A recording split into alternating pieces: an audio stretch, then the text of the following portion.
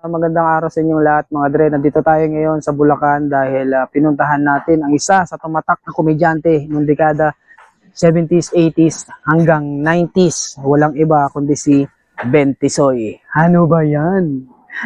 Ayan mga dre, pinabigyan na namin ang inyong mga request na itampok ang isa sa kilalang komedyante ng pelikulang Pilipino.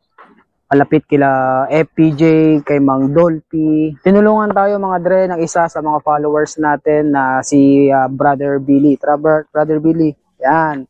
Si Brother Billy ang tumulong sa atin, nag-reach out siya sa page dahil palagi siyang nanonood at nalaman niya, matagal niya na palang alam, no? Na dito pala nakatira ang pamilya ni Mang Ben Tisoy. Paring Billy, maraming salamat sa pagtulong sa amin, ha. Thank you very much. So mga dre, abangan nyo ang kwentuhan namin ng asawa at anak ni Mang Ben Tisoy. Pero bago yan, syempre, hinihiling ko po sa inyo na sana huwag nyo kalimutang mag-subscribe dito sa ating munting channel para lagi kayong updated sa mga kwentong paparating na tulad nito. So tara, kwentuhan na!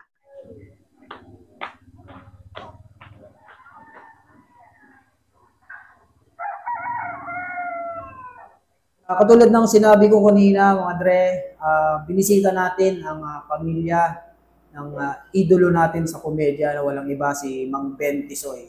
At syempre, kasama natin ngayon, guest natin ngayon, mga dre, ang asawa ni Mang Ben na si Mami Remy or Emyang, kilala sa pangalang Emyang dito sa Mami. Maraming salamat po sa pagkakataon. Thank you po. Hindi alam ng lahat yung naging buhay ni Mang Ben, no? Bago pa siya mag-umpisa sa pelikula, ano pong pinagkakabalahan niya noon? Nung makilala niya ako, ganun na siya. Nasa pelikula na? Oo. Okay po. Sige po, kwento niyo. Paano po kayo nagkakilala? Yung pinsang ko, siya ang kilala kasi yung biyanan nun, mananahid niya. Siyang tumatay ng mga pang-shooting niya, ganun. Sinabing may ipakikilala ako sa'yo, sabi niya. Kaya itinatawag ako. Nagkakilala na kami. Yung pinagkasundo kami na hindi ako niligawan. Pinagkasundo kayo. Yung setup pala ninyo, parang sinauna talaga. No? Oo. Pero nung time po ba na yun, Mami, nagustuhan nyo kaagad si Mang Ben? Hindi. Hindi pa? Asar ako. Bakit po? Hindi ko kilala pinagkasundo kami. Wala naman akong magawa kasi wala naman nakikitira lang kami ng nanay ko sa kapatid ko. Ang nanay ko nakilala niya kaagad kasi doon nakatira sa pinsang ko. Ayun, kinausap nila ang nanay ko. Okay. Kaya oras na makita nang dumating ako, Auntie Manoy, pinakilala ako. Di ganun nga, sinitak nila. Tapos ang nanay ko lumuluhog. Gustuhin ko na raw, wala kaming titirhan. So, ang unang niligawan, nanay ninyo? Matandaan. Tapos po, nung kinausap, anong sabi ng nanay po ninyo? Ayun, nakiusap siya na tanggapin ko na. Wala naman daw, asawa, matandang binata. O di, sunod-sunuran ako. Okay. Yun, pinagsama na kami. Nagsama kayo, hindi pa kayo kasal? Hindi. Nung pumayag akong ikasal, buntis na ako sa panganay ko.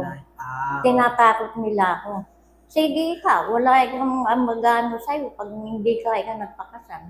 Okay. Kaya ako pumayag. Kaya nung pumayag ako, ura mismo nung gabi, nung hapon, kinasal kami. Agad? Special pa kasi ang mga kaibigan niya, mga pare sa Caloocan. Special nga, bukas lahat ang arani Kami lang ang tao. Ang lakas ni Mang Ben. Oo. Siguro dahil matagal niya na rin gustong magpakasal nga kayo, kaya ginawa niya pala. Oras na makita yung picture ko lumuhod na sa nanay ko. Love kagad si Mang Ben. Gaano ba kalaki yung agwat ng edad niyo? 18 lang ako noon Siya ay mga 37 siguro. Times 2. So after nun, Mami, natutunan niyo na rin mahalin si Mang Ben?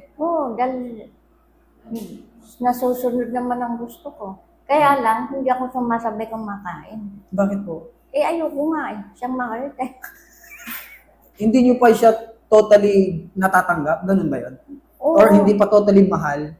Oo. Kaya lang nung magbuntis na nga ako, wala na akong magawa Unti-unti ko na siyang nilahari. Habang tumatagal, yung pagsasama niyo, siyempre, Parang nasasanay na rin kayong kasama siya sa araw-araw. Natututunan nyo na rin mahalin. Mm. Sagsagan ng ano niya to eh, yung career niya nung nag-meet po kayo, di ba po? Oo. Kung minsan buong pelikula, sali siya. Kung minsan mga 1 linggo lang.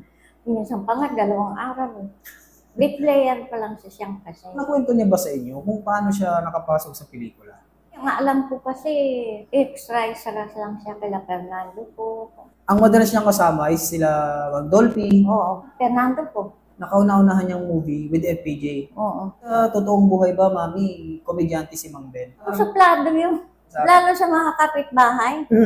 Kung minsan naman yan sa mga bata siya ano talaga. Habang naglalakad siya pag luluwas, mga bata ay binibigyan ng mga bare-bareyan, gano'n. Doon siya mahilig sa mga bata. Mahilig sa bata, parang FPJ rin ha? Oo. Pero sa mga may edad, ayaw nang inuusay-saya. May kasungita. Kahit yung mga kapitbahay niyo? Kahit mga malalapit na ano? Hindi naman lahat. Merong taong hindi siya malapitan. Seryoso. Sa pelikula ay lagi siyang nakikitang comedy. Komedyante na rin sa tunay na buhay. Kung minsan, yung mga anak niya, hinaharot, yung mga bisita, kung minsan, yung mga bata. Yung trademark niya na gano'n, Mami, ginagawa niya ba yun sa tunay na buhay? Sa mga kabiruan niya. Hindi niya talaga mannerism yun. Hindi, kung minsan sa mga anak ano ba yun? Kumakalat na yun na chismis na. Nalaglag. Nalaglag sa ano nila yung shooting. Nakilala niyo siya, parang medyo hindi ganun kaganda yung buhay niyo that time. Pero nung naging asawa niyo si Mang Ben, kumusta naman ang buhay niyo? Nararaos kami. Kasi ayaw niyang, talagang ayaw nang magtrabaho sa iba. Ang gusto niya talaga, artista siya. Minsan, siya, security. Hindi nagtagal. Gusto niya talaga yung artista siya. Ibihira naman. Yung nung nagkaroon siya ng kay Dolphy doon sa... Janan Marcia. Janan Marcia. Okay. Oo, doon siya nang permihan ng trabaho niya. Kasi series yun eh. Sa Okay Ka Peri po talagang... Tsaka Janin Marcia. Oo, ayun yung mga projects niya na talagang naging firme yung trabaho. Kasi malapit siya kay Mang Dolphy. Diba? Oo, kay Fernando. Tsaka kay PJ. Oo, lagi kami nagpupunta, sinasama ako. Sa studio? Shooting. Sa shooting? Oo. Talaga? Pinakilala ko, ayaw naman siyang paniwalaan. Kaya ang sinasabi, tinama ako sa peryahan. Binibiro siya ni manager. Ang akala ko, pinakamalapit siya kay FPJ pala. Oo. Bago kay Mang Dolphy. Oo, parehas. Pare-pareto siya. Naramdaman niyo ba nung humihina na yung pelikula? Oo. Kumusta ang karir niya nun? Napansin niyo humihina, anong pinagkakabalahan niya? Maraming siyang barkada sa Caloocan. Pag wala na, luluwas siya, pupunta sa mga kaibigan. Puro mayayaman ng mga kaibigan niya. Kahit Kaya ari ng Barrio Fiesta. Kaibigan niya? Ay, oo. Pag lumuluwas kami, kumakain kami, walang bayad. Yung umpaw ko, Anong taon ba siya namatay? 2002. 2002. So, bago umakyat ng 2000, pahina ng pahina yung movie nun eh. Oo, saka isa pa, may edad na eh. Ano bang nangyari, Mami, nung nagkasakit ba siya? Hindi, bigla na lang siyang na-stroke. Nang ma-stroke siya, ng una, wala siyang kilalanan, di ba? Pero nakakalakad siya. Pero hindi na normal. Mabilis, malakas pa rin siyang lumad, kaya lang, hindi na normal ang isip. Utak ng tinamaan. Ang pangatlo, nagkumatos na ng pangatlo. Kumusta yun? Nakumatos siya? Gano'n siya katagal sa ospital? Almost 1 month siya doon. Tapos, naka-recover siya, umuwi siya. Hindi na nga lang tayo kilala. Pero hindi na niya kami Hindi na normal ang isip. Kahit na wala na siya sa isip niya, nagpapatawa pa rin siya eh. Kasi, imagine ang tawag niya sa akin, Harry Potter. Diba? Nagpapatawa pa siya kahit yung wala na siya sa sarili. Opo. Hindi, ang naiisip niya noon, ang ano niya sa amin, yung mga kaibigan niya talagang matalik na sila umpaw ko. Yun ang inaano sa amin, ipinapangalan. Ang pangalawang atake niya, Opo. nakoma na siya. siguro mga 2 days siya na nakahiga sa bahay. As in tulog siya talaga. Yung interval nun, yung first at saka second, gano'ng katagal po yun? Taon din ba? Hindi. Week lang. Okay. Oo, week lang ang pagitan. Naulit ka Pangalawang ba? haka. And then? Tapos ngayon, ano na siya, nakaumatos na siya. Nung makumatos siya, natauhan siya, pero hindi na siya nakakalakad. Pinakakain namin, sinasandal na lang ng ganun. Yun, yung pangatlo, Ay, oo, baling naging Huwebes Santo ng... Naulit pa ulit. Yun na yung wala na talaga. As in, hindi na siya talaga na. Oo, Bali, magkasunod sila ni Rico yan eh. Si Rico yan, Biyernes Santo ata, kung Huwebes Santo. Ganun. Kaya hindi siya napansin nila Big Soto. Dahil kay Rico yan. Oo. Tapos, nung may nagpunta ditong Legman, merong, yung Slip. parang resibo na may shooting siya. Pinuntahan siya dito. Kaso, sabi namin, kalilibing lang. Ay, di nila. Walang nakaalam. Tama yung sinabi ni Ma'am Lea na kasi during that time nung nawala si Rico, yan talagang pumutok yung balita na yun eh. Kaya nagulat pa sila Soto nung Nawala na. patay na ba si Mang Ben? Hindi nila alam. Pero yung Legman na yon para sa movie ni Vic Soto, Hindi. Kay Bobby Villa. kumusta si Mang Ben bilang tatay? May pag-stricto, pero mabait siya. Kasi hindi niya kami pinabayaan. As in, hindi talagang gumagawa siya as in, pag wala siya talagang pera, wala siyang shooting, gumagawa siya ng parang. Kahit mahirap kami, hindi kami nabuto. Oo. Sa mga bata, mabait siya. As in, mabait siya. Talaga? Matulungin siya, nagbibigay siya. Sabi ko nga sa'yo, pagka Pasko, Apo. nagigising ng mga bata sa amin nakahiya. Nakapila yan mula. Nakapila yun. Talaga? Nasanay na yung mga bata na gano'n every Christmas. Every Christmas. Yung mga napamaskuhan nila, kasi lumulas kami, nagpupunta, dinadala namin sa mga ninong-ninang. Yung napamaskuhan, kinukuha yung iba't pinababarya para pamigay. Oo. Talaga? Ugali na niya yun, taon-taon. Saka mabait siya sa hayop. May Mahilig siya sa pusa. Okay. May time pa nga na kala namin kung ano yung dala niya, suno niya, o kahon. Pagbukas namin, pusa. Nakapulot. Napulot niya. Oo. Nahawa ka siguro. Oo. Tapos, aalis yan sa umaga. Apo. Pag uwi niyan, yung mga pusa kumain na ba? Yung pusa kagad nila. Oo. Alam mo ba, ang pusa namin dati, 13. Ganun ka Dami. Puro puro napulot niya yung inampun niya. Inampun lang niya. Mabait siya sa hayop. Ayaw pa. Pag sinasabi namin na, tayo pamigay mo na yung ibang pusa. Nagalit yung sasabihin, kayo nga magkakapatid, pag tayo balayin. Mami, natanong ko si Ma'am Lea sa bilang tatay naman, kaya naman po, kumusta si Ma'am Ben bilang asawa? Okay naman nga siya. Kaya lang, siloso siya. Kung minsan stricto nga.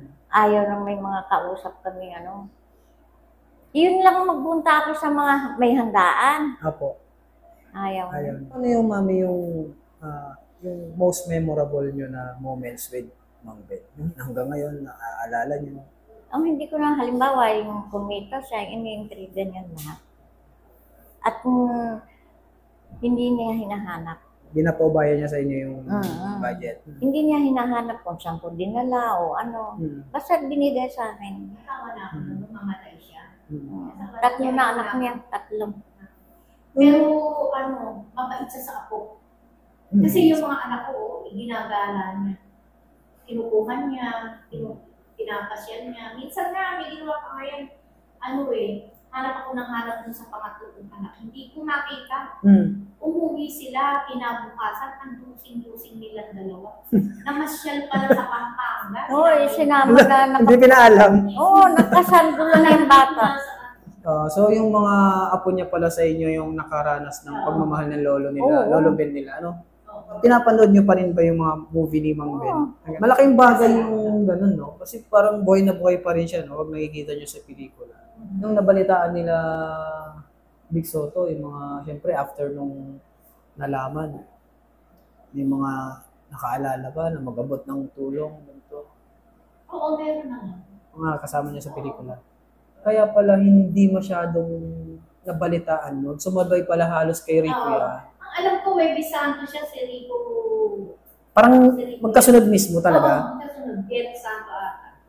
Kaya Siya Huwebes. Oo. Si Rico. just Friday. Oo, kaya hindi na napansin siya. Namatay siya, ilang taon siya, ma'am? Mga 70 plus na. 70 plus.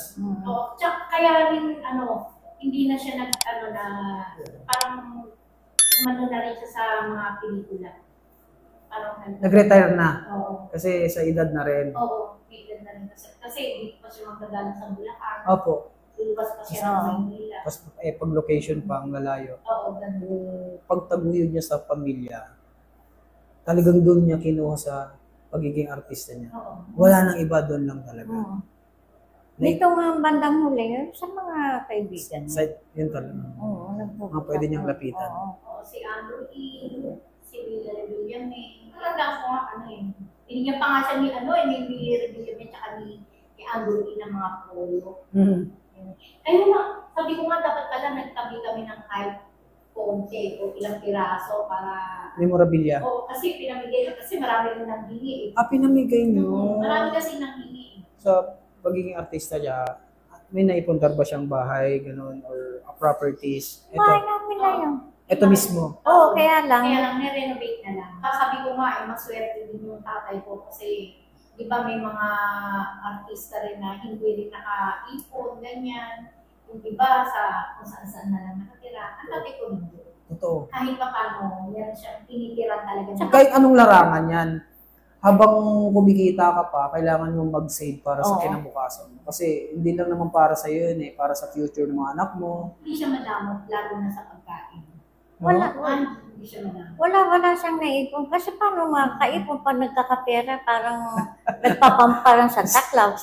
Pag sumwedo, lahat yung 3 kong anak, bago iabot sa akin, yung tira na lang pagbigay sa kanila. Una sa... Oo, Hindi nga. totoo yun. Kaya hindi siya madamot talaga sa pagdating sa pera. Yung matitira, i-entrega na sa akin. O binigyan ko na kasi ganyan.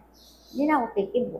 Hindi ba siya nakapagulog sa SS? Ayaw niya. Kasi mababawasan daw yung Oo. kita niya. Paano raw yung mga apo niya? Yung pamilya niya. Ganun. Wala Hindi siyang, siya wala Pero- siyang, Sayang kaya kung minsan, di ba, pupunta ko sa cemetery, tingnan mo nga lang, sabi ko, kung ikaw lang sumali sa SS, kahit pa paano may inaasahan ako. Sabi ko, Pinapagalitan niyo, mami. oo, Hanggang ngayon, hindi pa rin nila nakakalimutan si Mang Ben. oo nga eh. Sobra. Akala ko, nakalimutan na. Nagpapasalamat po ako sa lahat ng mga tumatangkilik sa mga nag-upload ng mga Trivia. ng mga jokes ng tatay ko. Yung mga jokes nila sa John and Marcia, sa Omega Perico, lalo na kay Isko. And maraming salamat. Kasi hindi nila talaga nakakalimutan yung tatay ko. Hanggang ngayon, pati nga yung mga nasa Amerika, minsan nag-chat, uy, si Mang Ben yun kamusta na si Mang Ben? Hindi nila nakakalimutan yung tatay ko. Maraming salamat po sa inyo. Kasi marami siyang kwentong pagkapatawa, kaya marami siyang talaga. At saka tumatak naman talaga siya, ma'am. Kasi tatanda ko nung sabi ng tatay ko,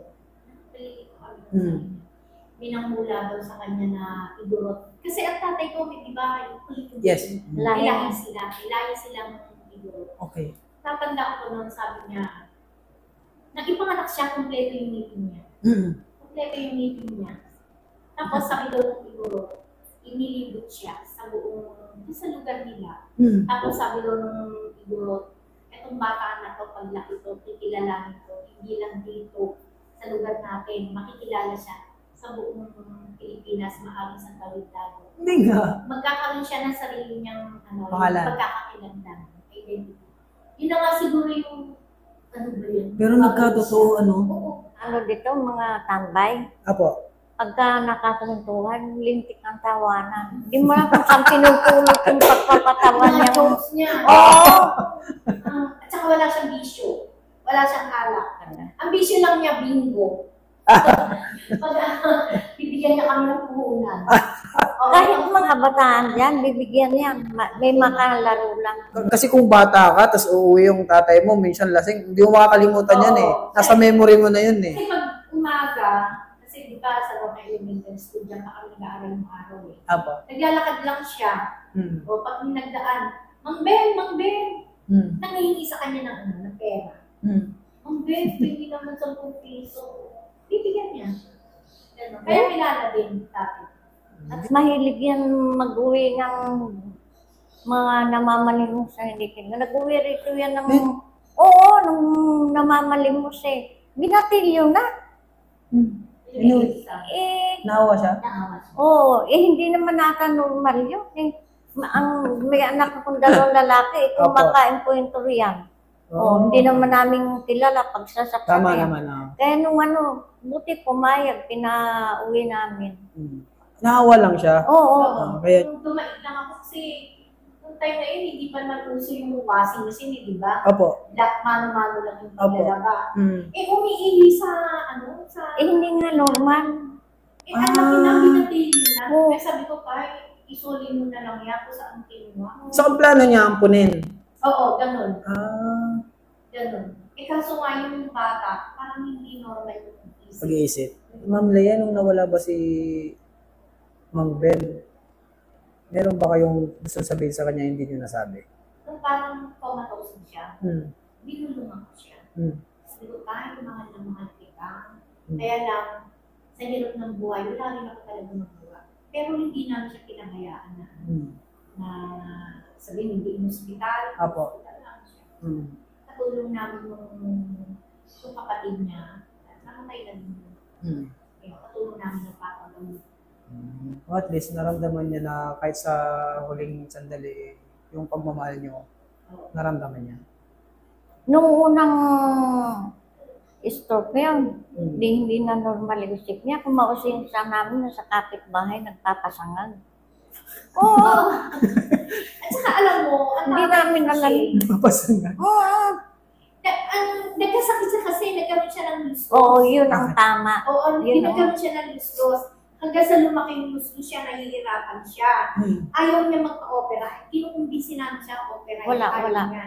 Kasi inula din daw sa kanya nung igurot na once na na-opera ka, mamamatay ka na. Talaga? Oo, totoo. Eh, siguro ba? Dahil Ito nga, minumura. Utang na mo. Gusto mo lang akong mamatay. Ang galing naman nung Walang nakakumbinsi doon. Mami, maraming salamat po, Mami. Tsaka Ma'am Lea, thank you po. Andrea, yung kwentuhan namin, kahit papaano nagkaroon ng na nabuksan natin yung kapiraso ng pahinan ng buhay ni Mang Ben. Ano ba yan? maraming salamat po. Sana huwag niyong kalimutan na mag-subscribe dito sa ating munting channel para lagi kayong updated sa mga ganitong kwentuhan. Kumustahin natin yung mga kilalang mga artista noon na unti-unti nang nakakalimutan ng panahon.